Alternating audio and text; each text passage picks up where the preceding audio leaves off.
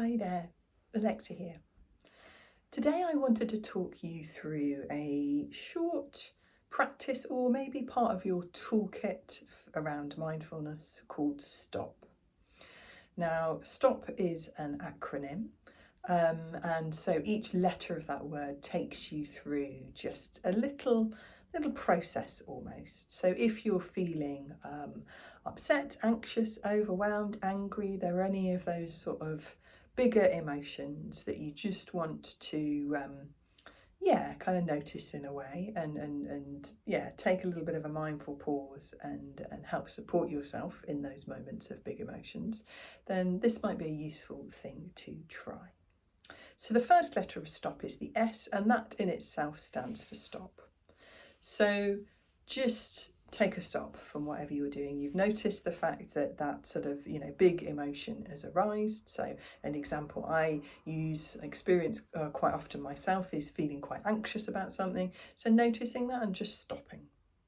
And then the T for taking a pause.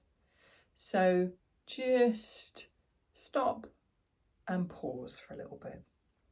Maybe have a little bit of an observe, which is the O of stop, and notice what is going on in your body. Are there sensations going around? What's your heart rate, your breathing rate doing? Are you holding some tension somewhere? And also what's going on in your brain. Are there, sort of faster racing thoughts? Are there big emotions going around?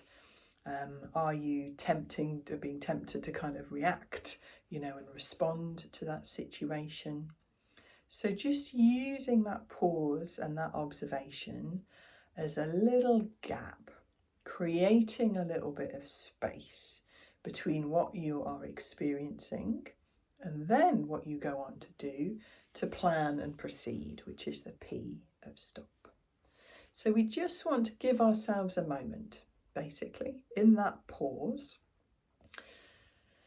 Give ourselves some information from that observation of what's going on in our brain and body.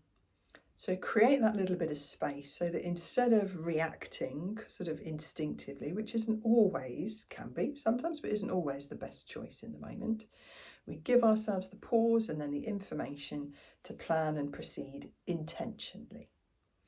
So in my example, I might have noticed that I was feeling quite anxious yesterday morning. I've just remembered to stop, to take that pause and to observe. I noticed that I was holding that tension in my shoulders. I was breathing a little bit faster into my upper chest, that I was kind of holding my tummy in, clenching my stomach a little bit. I was noticing as well what was going round in my head. I was worried about what had got on for the next week. I was worried that I was busy. I was worried that I was, had forgotten something that was going around my to-do list. Worried about making mistakes, effectively getting anxious about making mistakes. So having taken that pause, noticed what was going on, maybe had a little bit of time to notice why that was going on in my brain and body, what some of those root causes might be. I've then got a bit of information to go on to the fourth, which is planning and proceeding with intention. So that might be something practical. So for me, it was like, maybe I need to just carve out a little bit of time before I start, logging onto my emails and checking my messages, to just pick a couple of priorities for today to make sure I get to the things that I'm maybe a little bit more worried about, just from a practical perspective. But also, I made the decision to do a little bit of a mindfulness practice before I started work for the day, and blocked out a couple of times in the day later on where I was either going to do another little mindfulness practice or I was going to spend some time out in nature. Because I knew that potentially that anxiety would be with me a little bit throughout that day. So just intentionally planning in little gaps for myself to just kind of manage that a little bit. So I hope that's a useful little run through. We stop, we take a pause, we observe what's going on in the body and the brain, and then we create a little bit of a plan.